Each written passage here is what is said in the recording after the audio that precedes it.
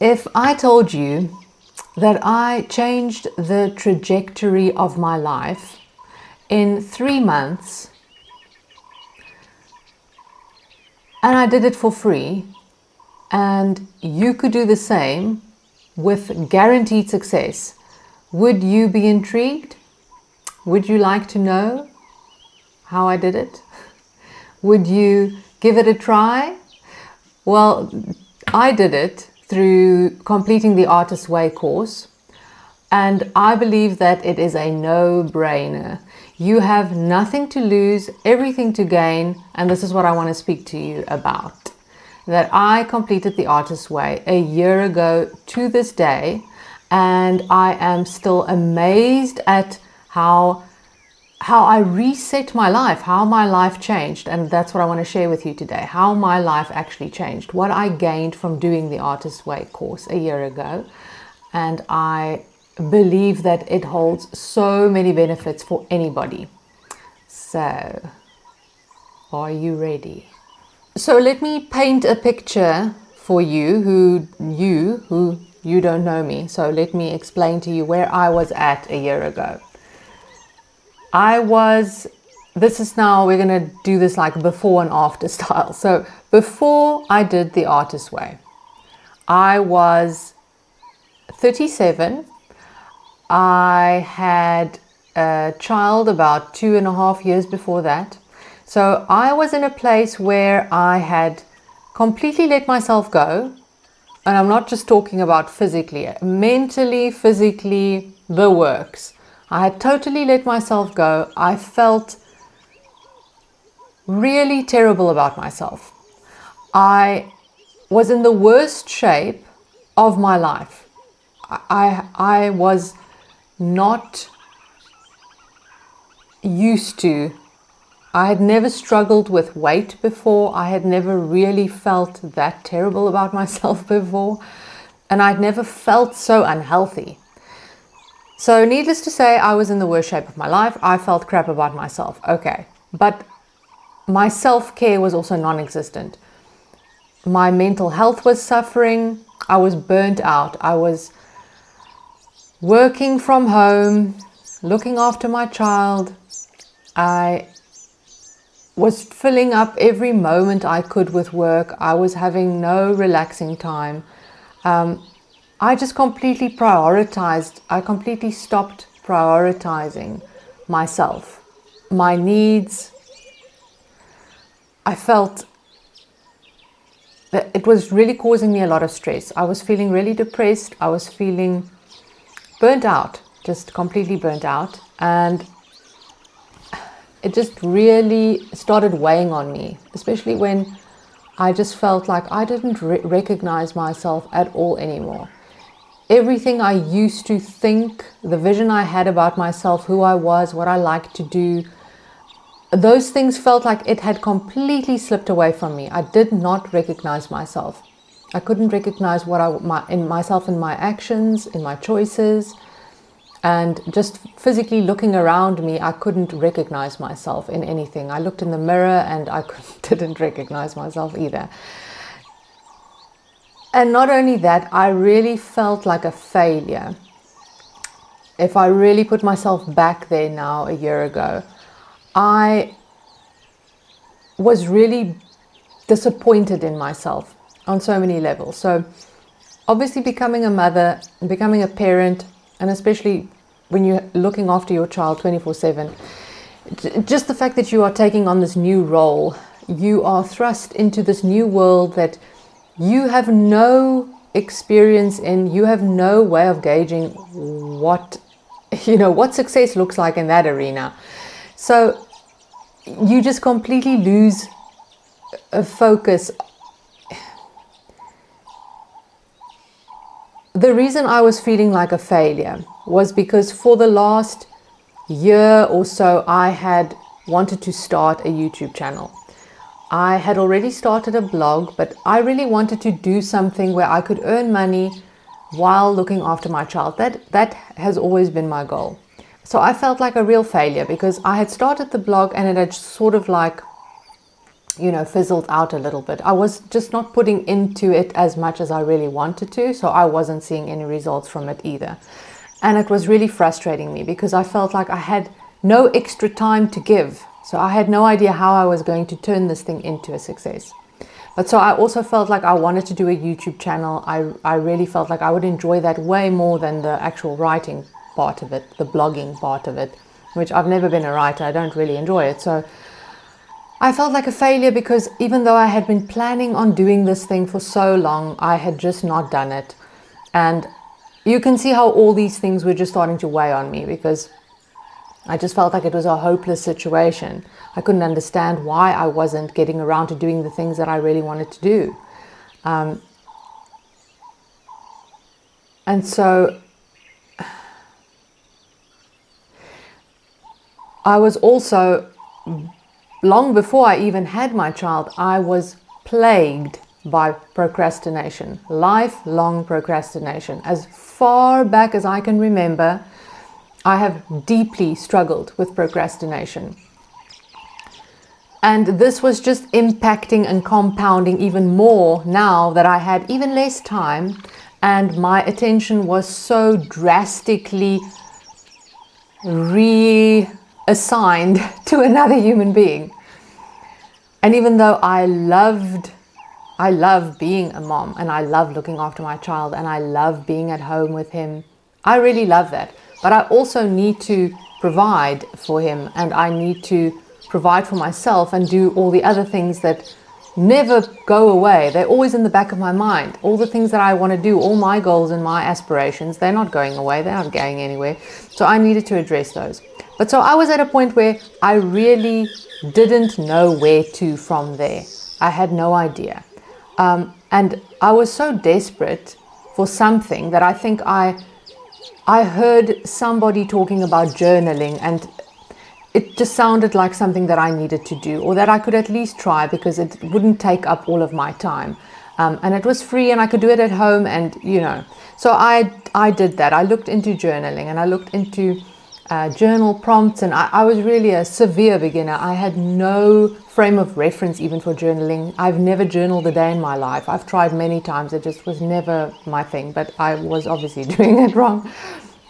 But so I constantly felt like something was missing. So I thought maybe the journaling would help. Maybe that would give me something. And when I looked into journaling and I researched it as every perfectionist does, because you can't just start doing something without having all the information in the world about this topic, I came across Tim Ferriss actually talking about morning pages. And the way he was talking about it really sounded to me like this was the ticket for me. I could identify with him a lot. The way he thinks is very similar, I feel, to the way that I think. And I thought, wow, this does sound really simple. You just write 3 pages in the morning and, and I thought, this can't actually work. But anyway, let's give it a try. I started doing it and I could feel an incredible shift. Probably within the first 2-3 days. I was quite taken aback by how different I felt, and I could immediately feel like this could be something. This could do something. I can see how this could be really beneficial for me. And so I had read that the morning pages were part of was one of the tool sets that Julia Cameron prescribes as part of her course and in her book, The Artist's Way. And so because the morning pages was already such an immediate hit for me, I felt compelled to look up the book and I ordered it probably on day 3, day 4. And when I got it, I started the course immediately. And I'm so glad I did that. It's not usually something that I do, but I'm so glad I did it. I did not expect to even finish it because that's the other problem with procrastinators and perfectionists like me. We start a lot of stuff. We get excited about a lot of things and we hardly finish anything. So I was super surprised that I even finished it. But I'm not really surprised because it's just amazing. So anyway, this is already getting a little bit long, so I'm going to have to stop here and tell you about... Yes, I need to also mention this. If you want to just learn more about just morning pages on their own, I did make a whole video about that, about what I actually gained just from the morning pages, because even though the Artist's Way course finishes in 3 months, I never stopped doing the morning pages, and they're really a lifelong tool. They're a lifelong practice that you can do for the rest of your life. And so I will link that below in the description. All the videos that I made that are related to the Artist's Way, but that I'm not going to get into right now. I just want to get into what I got from this, how my life has actually changed. And I'm just going to talk about 5 areas where I've seen the biggest change. I committed to the 12 weeks immediately. I said to myself, this is it, woman. You are committing, and thank God there's a contract at the beginning of the book that you have to sign. Not that that's ever stopped me from quitting, but anyway. From page 1, this book resonated with me. So much so that it felt a bit spooky and freaky, and she just spoke to every single issue that I had ever faced in my life. Things that I thought were, private things that only I knew about myself. I did not realize how textbook my experience was actually for creative block, for someone who seriously needed to recover their own creativity. I had no idea. And this book is really... It was a journey that you set out on your own. So it's really personal, it's really rewarding, and I felt like it was this major, awesome adventure I was taking on, and I was going on it by myself, and no one else needed to know what was happening, but I could feel the difference, that, I could feel the changes that were coming on, and it was quite powerful. I will make probably another video going into more in detail, like what you can expect emotionally, but I'm just going to go into what I actually felt and what actually happened to me, because when I reached the end of this course, I was unrecognizable to myself. The past me was a different person, and we're talking about 3 months here. And I also want to note that even though after the 3 months were over, the changes didn't stop. It compounded over time. It's sort of like the gift that doesn't stop giving. I think I've sold this to you enough now. So these are the areas where I felt I saw the most change. The areas that I can now look back on and say, a dramatic difference. So the first one is that doing the Artist's Way really changed my mindset about playing, about off time, about experimentation, about hobbies. Everything that I used to think was not important, I realized was actually the key to all of the productivity. It was so crucial, and it was the one thing that I had completely ruled out. And so let me explain why I say this. Before the Artist's Way, I was always busy filling my time with things I thought I had to do in terms of learning or progressing or achieving the goals that I had. But the strange thing was that even though I was putting in so much in terms of learning, reading, watching videos, it wasn't like there was no drive, but there was zero output. I couldn't see the actual benefits or the changes in my real life. It wasn't relating into better productivity for me at the end of the day. And the reason for that was because I made no time for relaxing, for playing, for doing things that were sort of considered frivolous.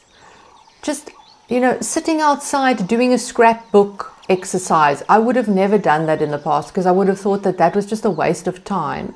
And, I would say to myself that that was a, useless waste of time where I'm distracting myself now with frivolous nonsense.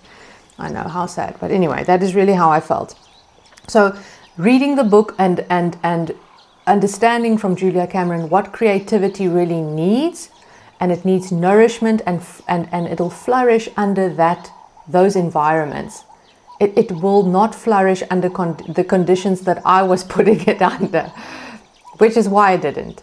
So the creative insight happens when you are playing, when you are giving your brain time to just relax and play. And it makes so much sense now because that's what kids do all day long. That is how they learn, they play.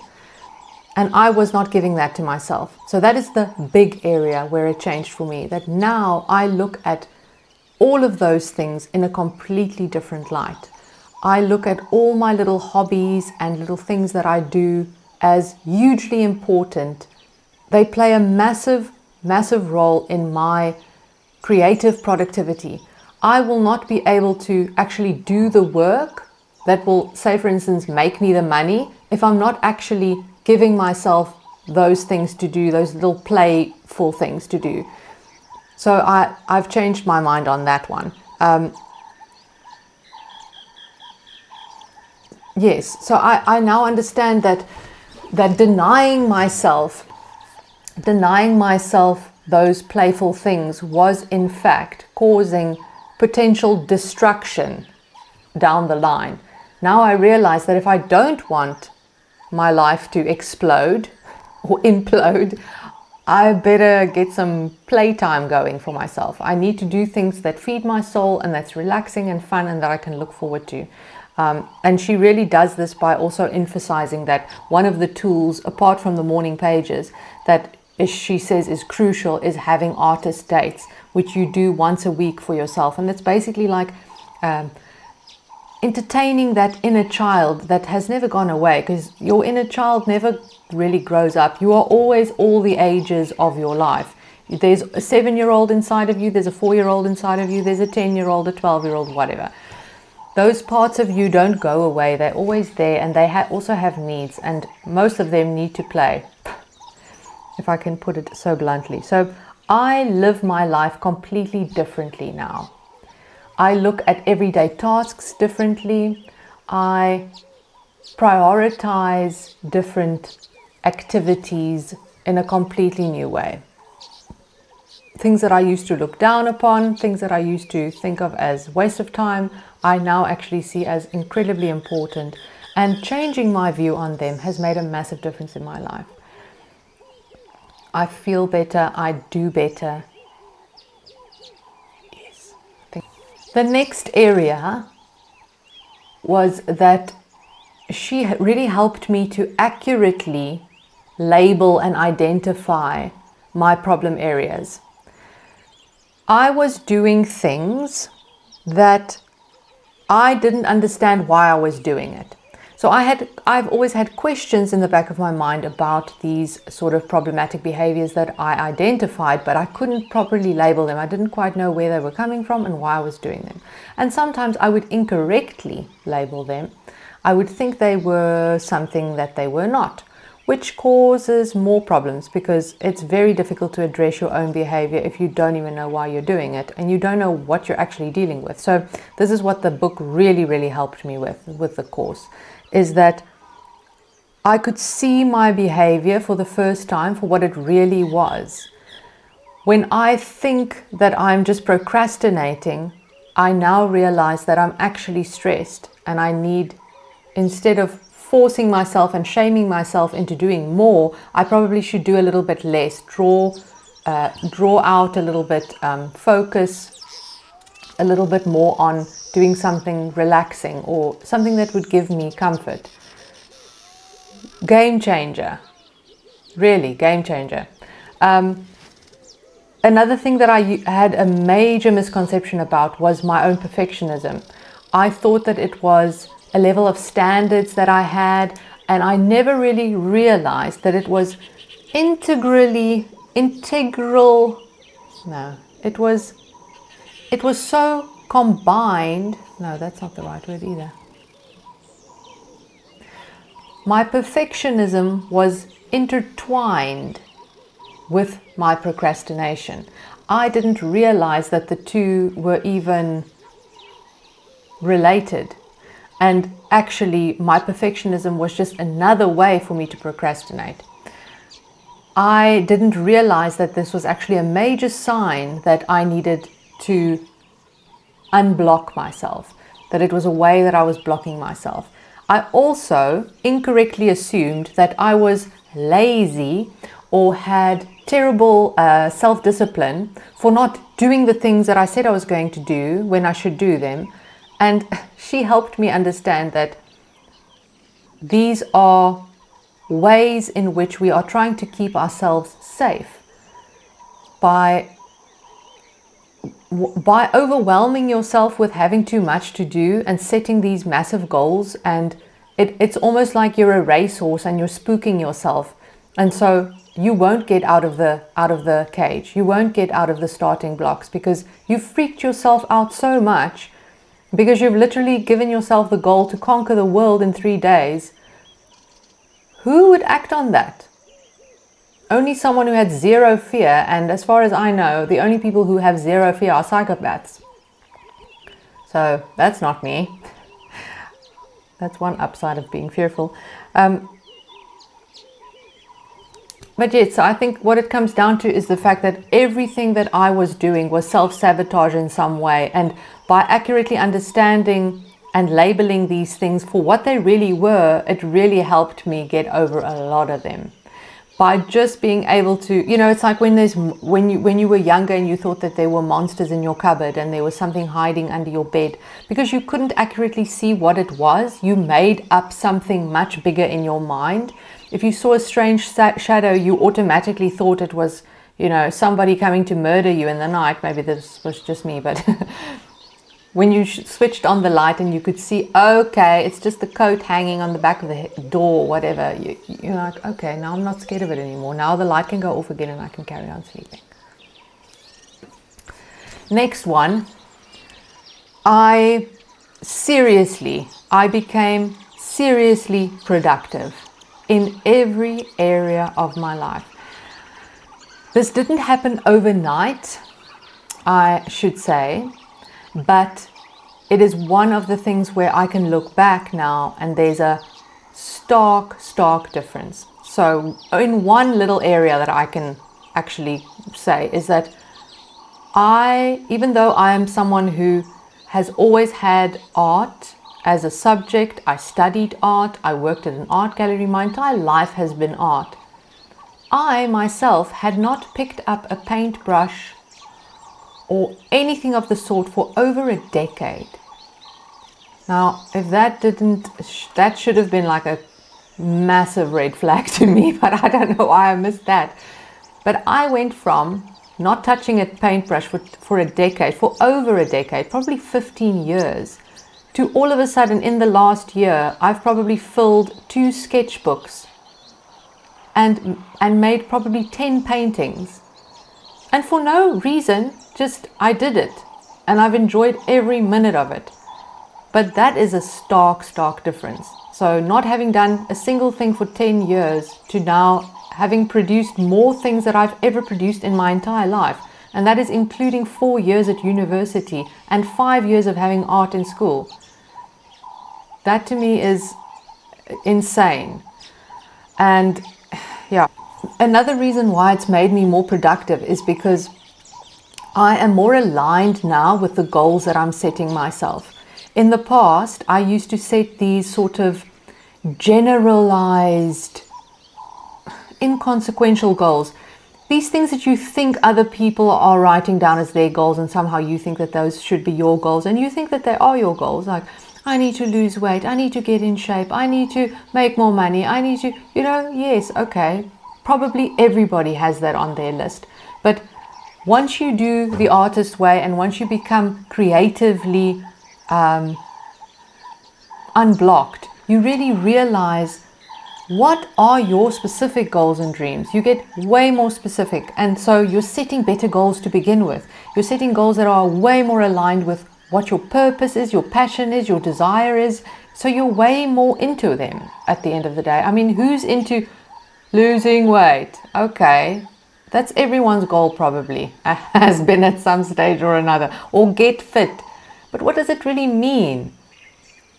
If your goal is, I want to one day complete the Pacific, what is that thing called? The PCT. I want to one day complete the PCT. Okay, well, that's a goal that I can get behind. That's something cool. And yes, I'll have to now get fit for that. But that's a much better goal. But if you don't, or if you're not if you've lost connection to your own goals and to your own dreams, you won't know how to really accurately set goals that are aligned with what you really want. And those things can change, obviously. That's the great thing.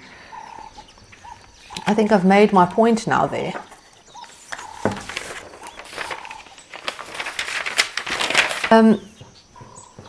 The other way that it's made me more productive is, I've mentioned perfectionism before, but this is really a major one. So it really freed me from perfectionism. And by doing the morning pages every day and because I've continued doing it, it's helped me stay that way. I can now spot my perfectionistic ways coming from a mile away. I can spot it, I can circumvent it, I can understand it. I'm no longer creating this horrible negative spiral where I'm beating myself up because I'm failing at these things, which causes more procrastination and more perfectionism. I feel free from it. It's truly a wonderful feeling. I don't think it'll ever go away forever, and I don't expect it to, but I'm not scared of it anymore. It's not this big question mark hanging over my head anymore. It's not this sort of like a horrible secret disease that I think I have. It's just normal now to me. I think it's just understandable. I understand it from a logical point of view, and I understand it now from an emotional point of view. So that's very reassuring. It's a big relief. I think the biggest area that I have seen change in, and I think this is the area where it's easy to say, I've changed my life. I think this is why I feel like I've changed my life, is because I am an emotionally healthier person. I've become reconnected with my inner child. I've become reconnected with my own emotions that, mind you, I've never been connected to since I was a child. I've changed my entire relationship with myself. I always wondered why people said, find yourself, get to know yourself. And I was like, these people on crack. Like, how do they not know themselves? Who do they think is in their head? But I didn't know myself. I didn't understand myself. I paid no attention to myself, really, to my own needs and my emotions. These were just hidden in a deep, dark cave. I had no idea who they were. Just like having another personality that got shut up in some, I wanted to say cabin, but that sounds too tropical. I'm now really kind to myself. I speak to myself the way I would like my friends to speak to me, or I speak to myself in a way that I speak to my child. So that has been completely life-altering. It's hard to put that in a qualitative way for someone else to understand, but when your inner world feels completely different and it starts changing your outer world.